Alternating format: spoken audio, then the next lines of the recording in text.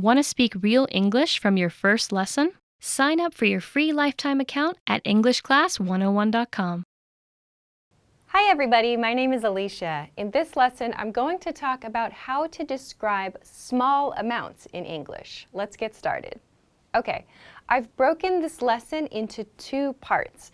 Something that's important to think about for this lesson is the difference between countable nouns and uncountable nouns. If you don't know the difference, please take a look at the countable nouns and uncountable nouns videos on this channel. To refresh you, a countable noun is a noun that we can count with numbers and that we can add an S to make a plural form to. An uncountable noun we cannot do this with. We cannot count uncountable nouns simply with 1, 2, 3 and adding an S at the end. So we need to divide nouns into these two groups because we need to use some slightly different expressions to talk about amounts. Let's get started with countable nouns first. I have a few examples of how to use countable nouns and ways to describe amounts with words there. So for example, a few. I just used the expression a few examples. That was one example of how I can use this. So a few refers to, yes, a small number of things, but a few generally is like more than 2, maybe 3, 4, or 5. So a small number, that means it's not as much as 10, but as we'll see in a moment, it's not as small as 2, or it's not as few as 2. So a few is kind of this in-between, less than 10 or fewer than 10, like refers to amounts of about that size. For example, I have a few hours of free time. I have a few hours of free time. So in this sentence, we're using a, don't forget this article, a few. This refers to quantity. A few hours. When you're using a countable noun, you need to make sure you're using the plural form of the noun. So not, I have a few hour. I have a few hours of free time. A few hours of free time. So this means maybe 3 or 4 hours, perhaps. So a few. This is a very common one. I mentioned a few is higher than, is more than 2. When we're talking about 2 of something, we typically use a couple of. If you don't want to say 2 of something, you can use a couple of. So a good way to remember this is to remember the word couple. We use couples for people who are in romantic relationships. 2 people, a couple. So we use a couple of before our countable noun. For example, let's get a couple of drinks. Let's get a couple of drinks. You may hear sometimes native speakers drop this of. Let's get a couple drinks. Let's get a couple drinks. You may hear both. You can use both. They're both fine to use. Again, notice S at the end of drinks here. So we're using a countable noun pattern. We need to make sure to use the countable noun in the plural form. Let's get a couple of drinks. Not let's get a couple drinks. You need to use the plural form here. Don't forget this S. Moving on to the next expression, I said a few is used for something like more than 2, probably 3, 4, 5 or so, and a couple of is used for maybe 2. So a handful of is the next one that's very commonly used. A handful of, let's break down this hand and full. A hand is literally one's hand, a person's hand. And full, meaning like your hand has lots and lots of something inside it. Your hand is full of something. So if you can imagine this kind of thing, this idea, you can maybe get an idea of how this is a little bit larger than a couple of. So if you use the image of a hand and you think of a couple as 2 fingers and a handful as 5 fingers, something 5, fingers could take. You can imagine a handful is probably larger than a couple of, and if a few is also larger than a couple of, a handful might also be a bit larger. So this could be maybe 5 or 6 or so of something. So you can imagine how much of something could I carry in one hand. This is kind of a helpful image for some people. For example, he brought a handful of pens to the meeting. He brought a handful of pens to the meeting. In this case, it literally means a handful, like he gathered pens, as many as he could gather in one hand, and brought them to the meeting. So this doesn't always literally mean in one's hand. It can mean roughly 5 or 6 or just slightly more than a few. So you'll have to practice with these a little bit to find out for you how, like a few, how many a few is, or how many a handful is. Generally speaking, for me, I use a few for like 3 to 4. I use a couple of for 2, and I use a handful of for like 5 to 7 or so. This is how I break it down. Maybe not everybody breaks it down in the same way, but this is the guideline that I tend to use. So let's compare this now to the uncountable nouns. So remember, we need to use countable nouns with an S when we're using these expressions of quantity. In contrast, something that's different here, when we use uncountable nouns, the noun does not take an S. It's an uncountable noun. To remind you, some uncountable nouns are things like time, air, money, these things that we count with parts, we count in pieces. So let's keep this in mind. The first expression for a small amount is a little or a little bit. A little or a little bit. So you can imagine this is similar to a few in the countable nouns part. A little bit, a little or a little bit, as in, I need a little time to think. I need a little time to think. Here I've used a little and no bit. You can choose to use bit. If you do use bit, please keep in mind you do need to use of. I'll talk about this in a moment. So a little and a little bit really have the same meaning. We tend to use bit more, perhaps, in casual situations, a little bit. You might also hear native speakers extend this little to really emphasize how small something is. A little bit of time to think. That sounds like just a moment, perhaps, or maybe just an hour. So a little time to think. Notice, as I said, time is an uncountable noun. There is no S at the end of this here. I need a little time to think, or I need a little bit of time to think. Let's move on to the next part. I've made this with the intention, with the aim of allowing you to substitute your own words here. So a tiny bit of and a small piece of are a couple of examples of a useful way to express small numbers of things with uncountable nouns. So as I've said, when we're using uncountable nouns, we count them by using pieces. We break them down into smaller countable nouns that we can count. So what we sometimes do when we want to describe those amounts is use patterns like these, and we substitute words like bit or piece for one of the countable nouns. For example, in a tiny bit of, we can substitute or we can replace bit with a specific counter.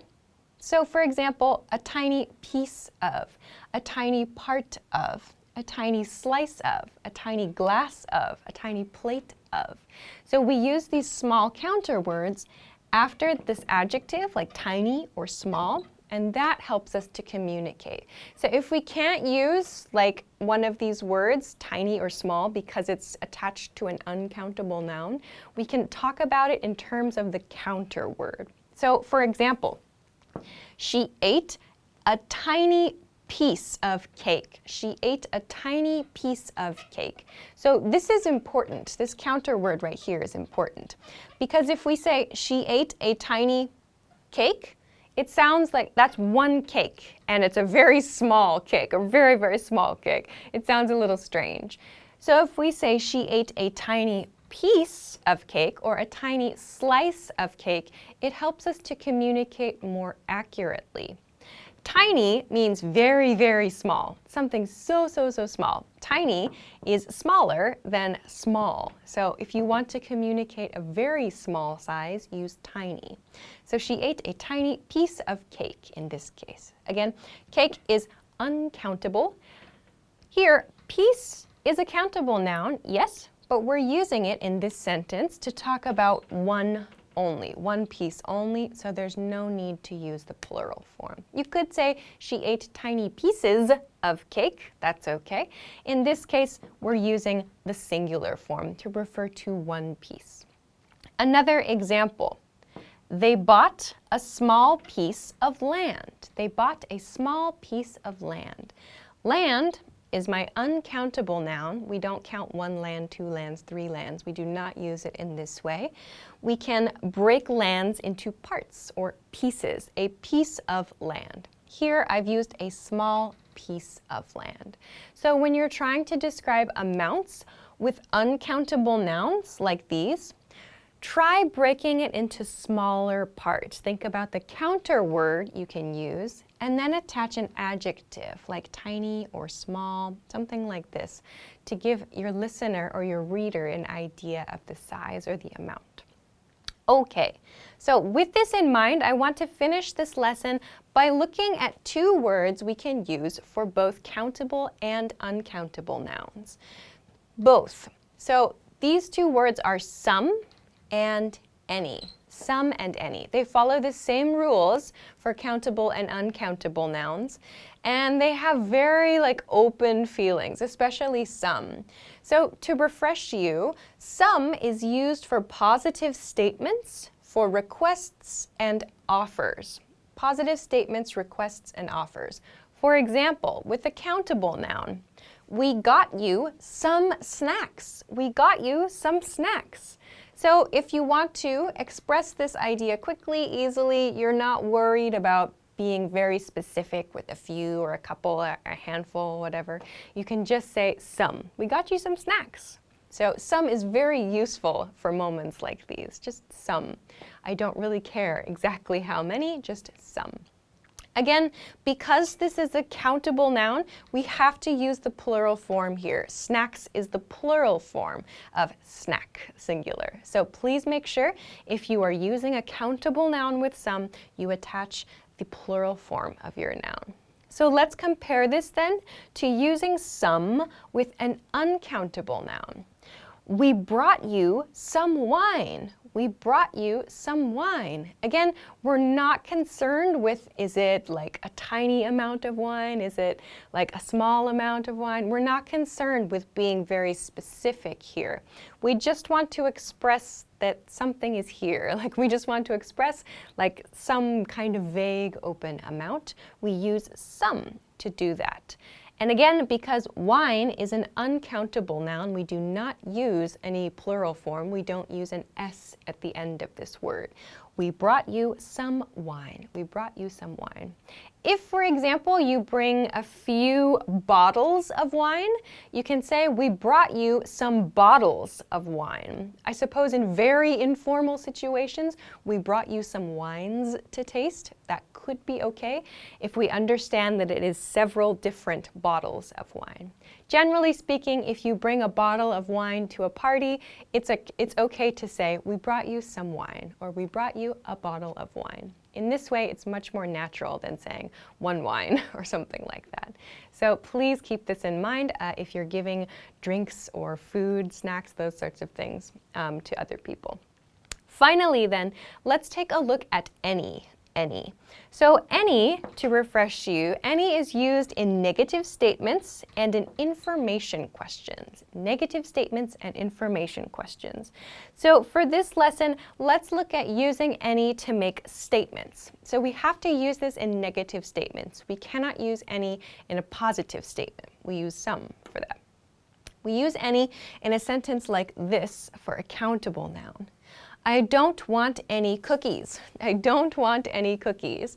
So any is used before my countable noun. Again, cookies, so this is the plural form. In this case, cookies is the plural form of cookie.